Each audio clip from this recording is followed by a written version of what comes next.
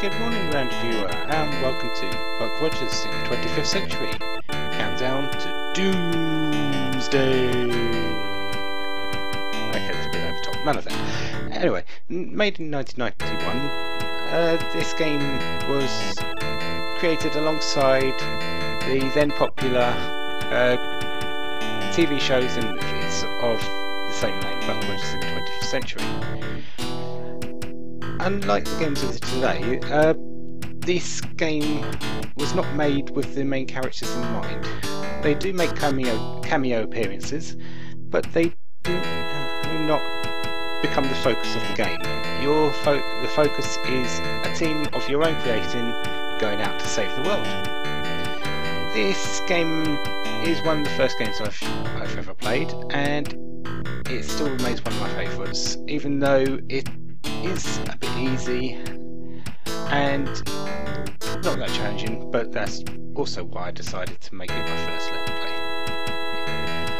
Play. There is a pre-generated team that you can use if you don't want to create a team. I will not be using this though.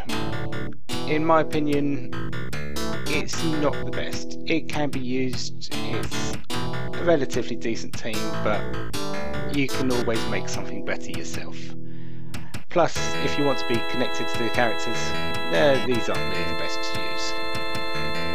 So, we'll just drop these. Yes, with explosions! And bite you now. For the purpose of this, the first episode, I'm going to be going through the character creation. And this might be a bit longer episode than what I'm expecting most of the others to be, but we'll get through it, and hopefully you won't get bored of hearing my voice very quickly. So this is the character creation screen. There are three races. The human, which is the basic human, maybe cloned, maybe genetically modified, however you want to perceive your human. They have a base movement of 8 speed, and they have a modifier of Constitution +1 and Charisma +1. We'll be getting into stats in a little bit. The Desert Runner has 10 speed. They're designed mostly for speed and strength, being the consummate warriors and built for survival. They are basically made to survive the harsh deserts of Mars, why they're called Desert Runners. Tinkers are small robots, made primarily through medics. They have high dexterity, so they're hard to hit and have high hit chance, but they also excel in technical expertise. There are four careers that you can choose from. The human can be any of them, while the Desert Runner can be a rocket jock or a warrior, and as I said, the Tinker can only be a medic. The rocket jock is someone who pilots a rocket. You are going to be in the 25th century in this game. There is going to be fighting in space. You are going to have a rocket. A rocket jock is almost a necessity. A medic is your healer. There's no good RPG game without a healing class. The warrior is your front row attacker. They will be there to soak up the most damage, to dish the damage out, and just generally make the game easier in fights. And finally, the rogue. This is the one that makes it easier to get into places, going through security, stuff like that. There are two genders, male and female. There's no difference between the two whatsoever. Just your own personal preference, really. The stats that are available on the left hand side, as you can see, are STR, which is strength. Strength affects the damage you deal with melee weapons, or your fists.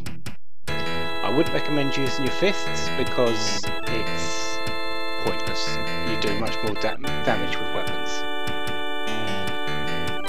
There have been some things going on, say it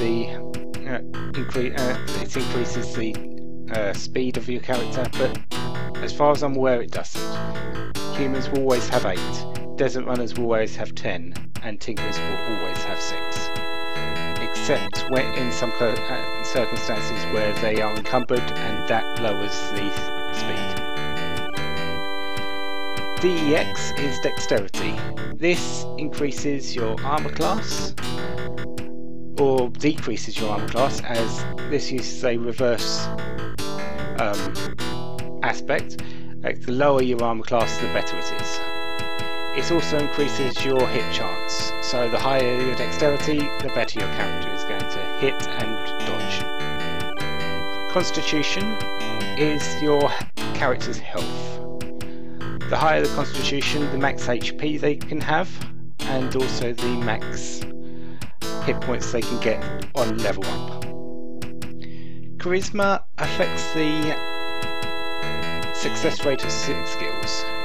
Most prominently the ones that use your character as charm, such as fast talk, perception. I believe first aid might even come into that sometime, a little bit, but not a lot. And finally, TCH, technical. This affects the success rate of all skills. It doesn't matter which one, and this technical is going to be important for all the skills that you pick up. You can re-roll the stats to whatever you want. The base stats are the base stat at minimum is 11, while the maximum is 18. As I said, the human has a stat modifier of +1 constitution, +2 charisma, +1 charisma, sorry. The desert runner has +2 to strength, +2 to dexterity, and +1 to constitution. And the tinker has -2 to strength, +3 to dexterity, -2 to constitution, and +3 to technical. So what I'm going to be making for this purpose is only a throwaway to show you how to create a character. Desert Runner Warrior of Mel. There you go. So what you do is you re-roll the stats to what you're looking for. A rocket jock, you would be looking for dexterity, constitution and technical. A medic, dexterity, constitution and technical again. A warrior, strength, dexterity and constitution. While rogue can be the hardest to find because you're looking mostly for dexterity, constitution, charisma and technical. It is very hard to find for stats in that order. So we'll continue looking. It can take a while to get your the stats you want, but this one looks pretty decent. It's got a high strength, high dexterity, a high constitution. Usually you don't find stats this high across the board. You usually get one a bit lower, maybe two a bit lower. In the top left you will see the hit points of the character. As I said, the higher your constitution, the higher your max hit points can be at the start. You can change the current hit points that you've got by going to a different race and then back to whatever race you're looking for. As you can see, the hit points have changed from 25 to 27. With a constitution of 18, the max I can probably get is 29, while the max at 19 constitution is 30 for a warrior. So let's see if I can get 28 again. There you go. Armor class of 2. That is the best you can get for a desert runner on base stats. The distribution, I believe, is 11, 12, 13, 14 have 6 armor class, 15 has 5, 16 has 4, 17 has 3, 18, 19 and 20 have 2, and 21, which is only reachable by the Tinker, has 1.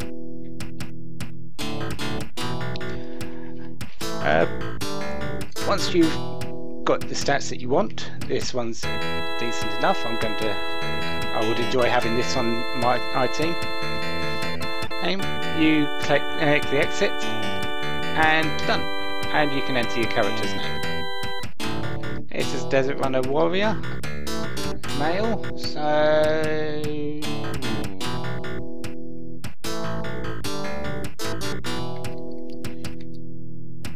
it doesn't really matter too much. I don't know why I'm worried about this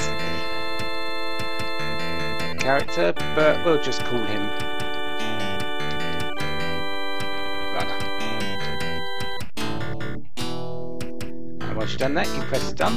You can go back at any time on that screen by pressing the start button on the Sega controller. I don't believe you can from this point though, without losing the stats. I don't know. So this is the point where you can choose your figure for the character. You can choose anyone, despite it being any particular race or thing or gender. But in general, the first two are Tinkers, female and male, or male and female, whichever way you want to see your character. There are 4 desert runners because they can only be 2 different classes, and 6 humans because they're expecting you to use human as your main class. Since I've got a desert runner warrior, I will choose Mr. Arabian Hat Death. And once you've chosen your character figures, this is skills. These are all the skills that you're going to be needing in the game. Everyone has a use at some point. Do not be sparing in any of them. You can get away with not having 1 or 2 if you want to go that route, but they're all going to be needed to make it if you want to make the game easier for you. In the top right, there is the career specialization skill. For Warrior, it is Tactics and Leadership. Tactics in this game, at the beginning of any round or in battle, you will have a chance to succeed at tactics. This can give your team benefits in battle, such as being able to dodge more, being able to hit more, being able to deal more damage, take less damage, and maybe make it easier for special circumstances to turn up. The enemies can also succeed at tactics, which can make what you've done null and void, or give them an advantage if you fail. So having a character with high tactics is very preferable. I don't use more than one, even though I usually have 3 warriors in my team. I usually only have 1 with tactics and leadership because I don't feel I need any more than that. Leadership part of this skill is slightly different. In some places, and most prominently the first area, there will be local troops that come to your aid. These will be non-player characters, so under computer control. What the leadership skill does is allow you to take control of some of these characters in the battle. So so you'll be able to use them maybe for taking the brunt of the damage. Computer controlled characters don't usually do the most optimal things for yourself if you want to do them. So using this leadership skill, it makes up for it a little bit, and you'll be able to make more tactical decisions on your own terms, not the computer going, oh look, I want to run someone away from here, and leave your medic open to be killed. The minor skills, as I said, are all going to be needed. Zero gravity manoeuvring is the first one. You are going to be fighting in space at some point. This is pretty much essential for any character. You want them to get around in battle, you want them to get into position to deal the most damage. This helps with that. It's most useful on a medic and a warrior, because you want the medic to be able to get around and heal in case of emergencies. While warriors, they do the most damage when they're getting into maybe side attacks, back attacks, stuff like that with the enemy. Perception is the art of seeing things. Seeing dangers, seeing things on the computer screen that you might not see before. Stuff like that. Anything that involves looking at things. Demolition, there is dynamite in the game. I will be using it at some point. You will not need more than 1 point in this at any time, but it is going to be useful. Stealth, warriors use this mostly for hand-to-hand combat. When using a blade and they go up behind an enemy character that has already been shot at, they have a chance of a back attack called backstab. What stealth does is increase that chance, and back attacks are basically backstabs are basically one-hit kills. So having a high stealth to get more backstabs makes the fight a lot easier.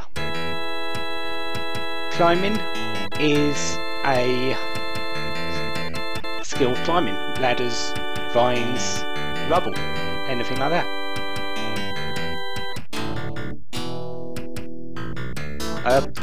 Programming is a skill of using computers.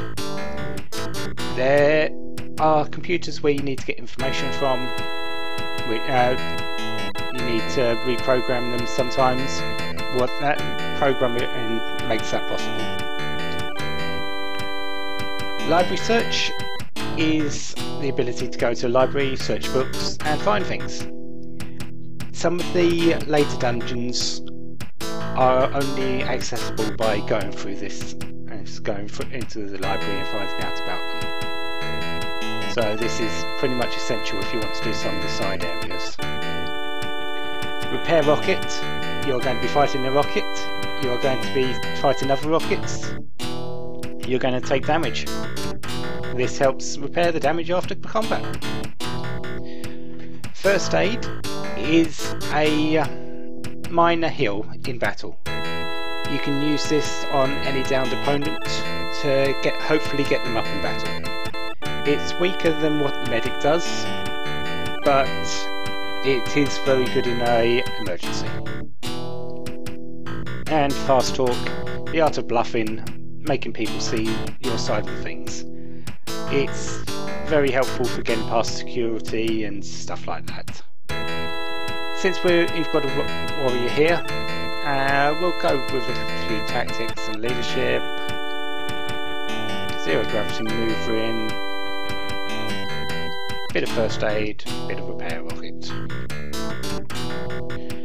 So that's generally what I use as my warrior. I usually have 3 warriors. Usually have one with stealth, one with stealth and 0G, and one with a bit of healing and rocket repair, and one with just 0 gravity. But you'll see that in my own team when I show it.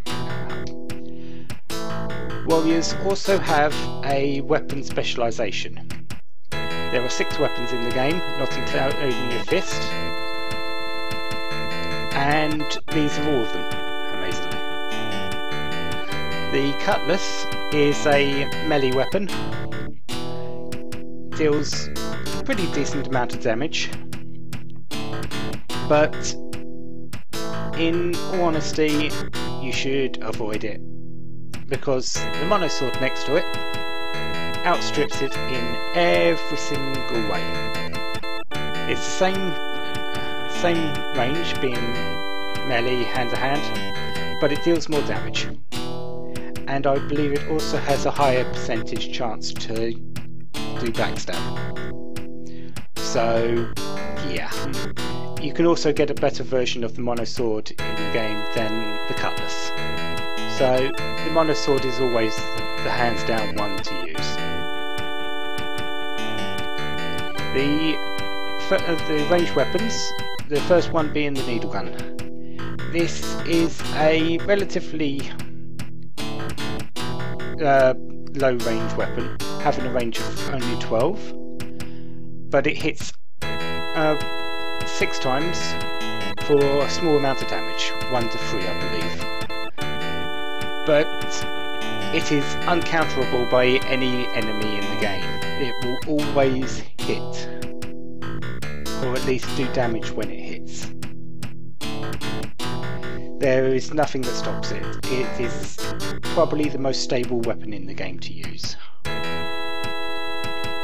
The laser pistol is the second most stable, I believe.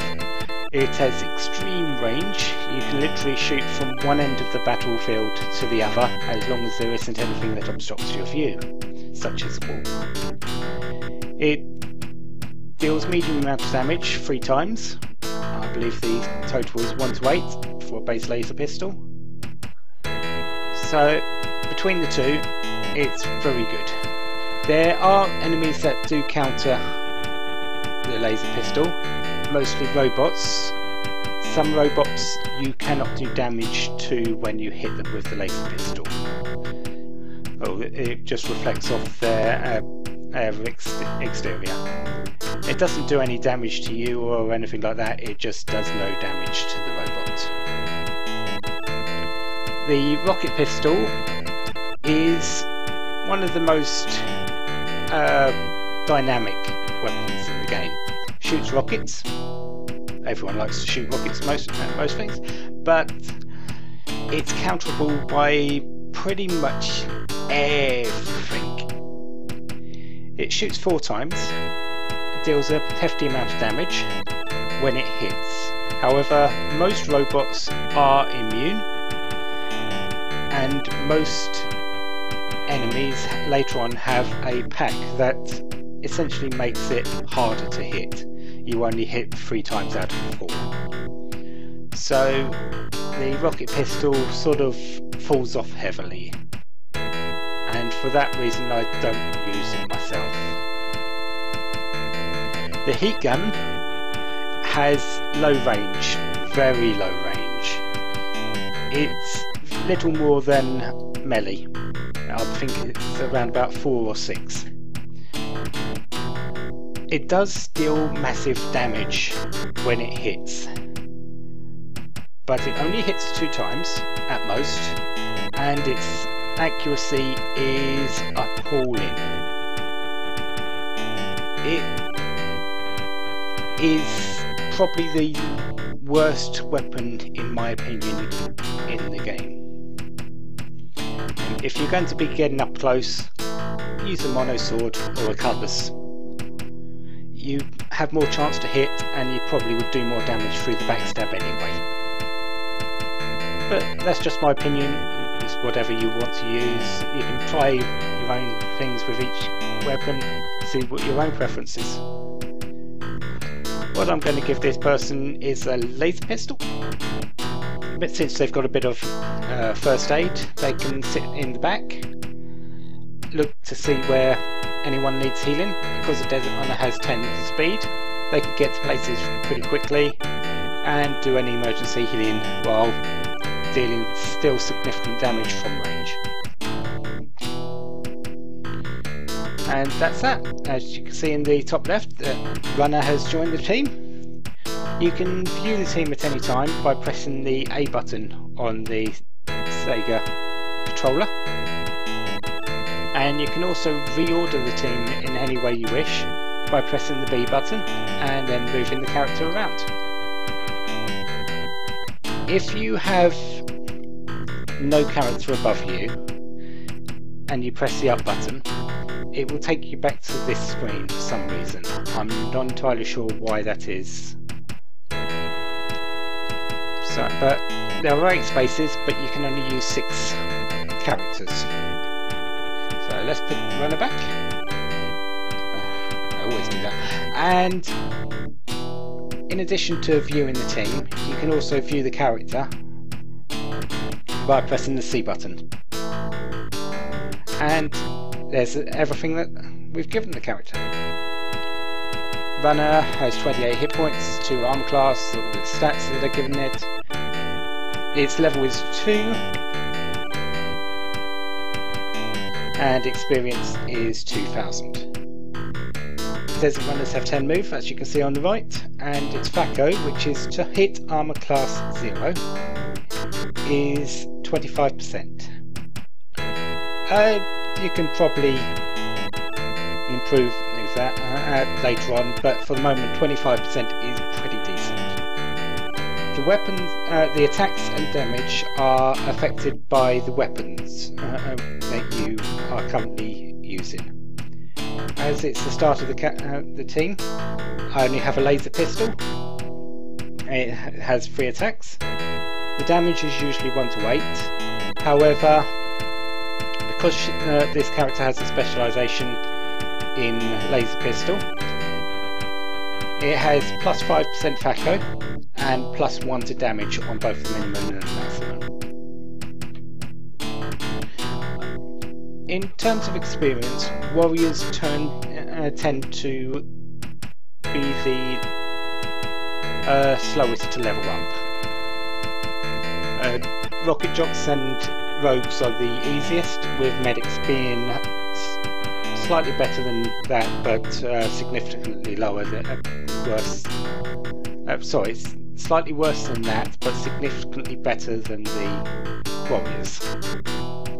I'll show the experience for each character in each profession in a minute, and you can see for yourself. But that's the character creation.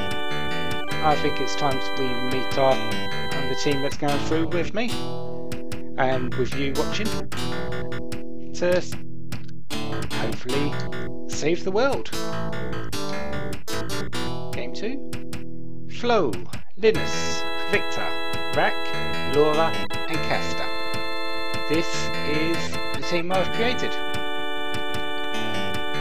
Well, I'll go through each one, and as you can see on the top right of the Rocket Jock, the experience is quite a bit lower than the 2000 of the Warrior, 1250. As you can guess, they got pretty easily. I believe the next level they need is 2500, so while the Warrior needs 4000 experience. So you could probably tell they're going to go up pretty quickly in levels for them in the early parts of the game. The skills I've given my rocket jock are pilot rocket and jury rig. This is the main skill of the rocket jock. Pilot rocket allows you to manoeuvre. If you succeed at manoeuvring, you will go first in a space battle. It also allows you to manoeuvre easier, closing in on enemies, withdrawing from enemy ships, which will be important because of ranges of weapons. I'll get more into that when it actually gets into a space battle, which in terms of game time will be a while from now.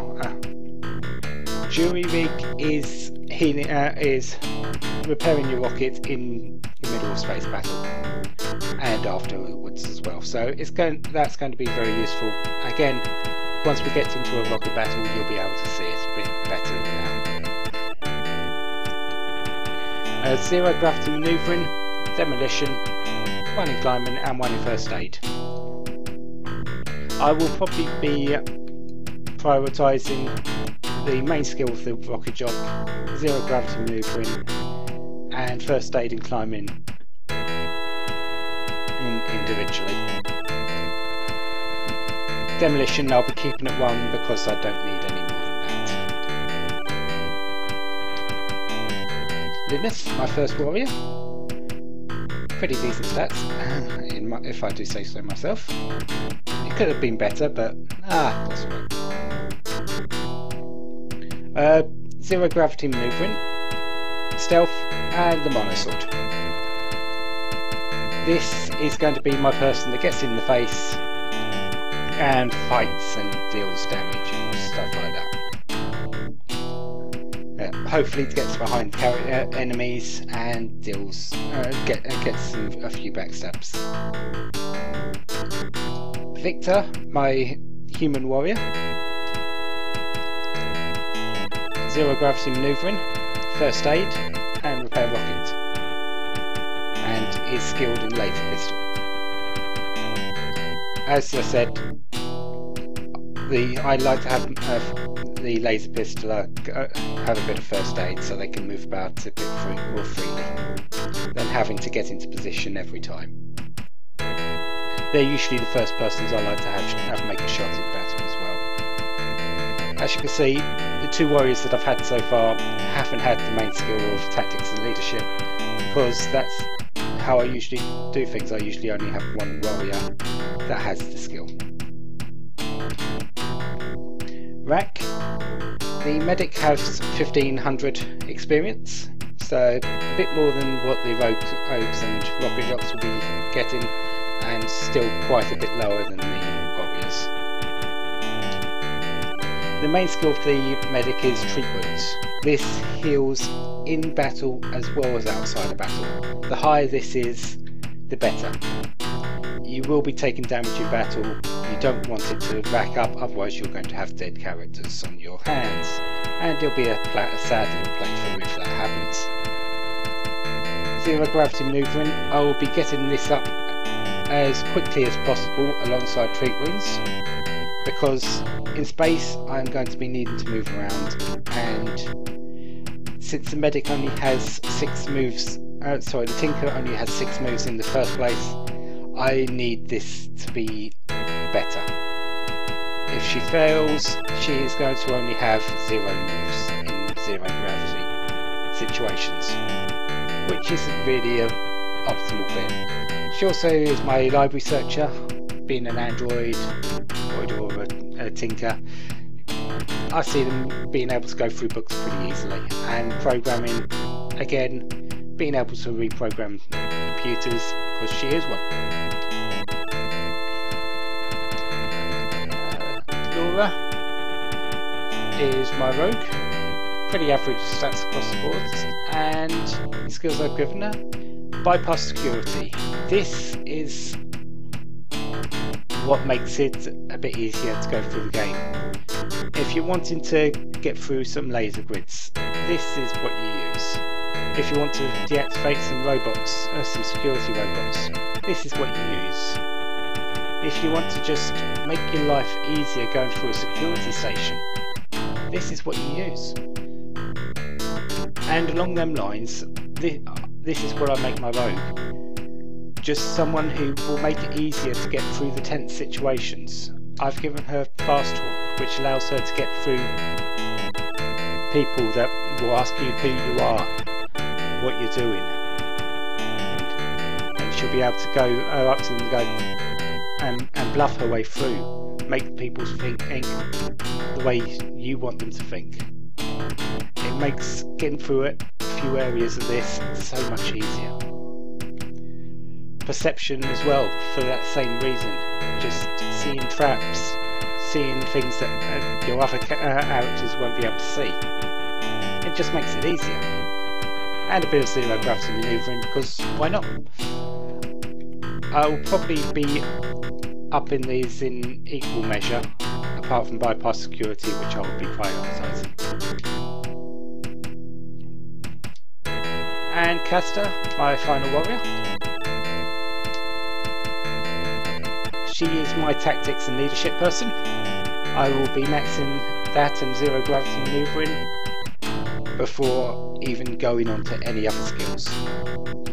Because the better those are, the better she's going to be in combat. And she has my needle gun speciality. And there we go. That's my team. There is an inventory system, but I will show that when it gets to after a battle, once I'll be able to collect some items, because at the moment they have basic equipment, a laser pistol and a spacesuit each. They have nothing else, and I'll be able to show things a bit better once I get items. This is my standard team setup. One rocket jock, one medic, one rogue and 3 warriors. Other people have come up with optimal things that don't involve a rogue. Maybe 2 rocket jocks to use dual-rig twice, 2 medics to have better healing, and they bypass the rogue completely. I don't do this because I just want to make the game fun, and I see all characters, all professions are going to be useful in the game, so I make it that way. But that's enough for this time. Next time we'll begin the adventure, and we will land and see where we are and what we have to do. So until then, have lots of fun, have a wonderful day, goodbye.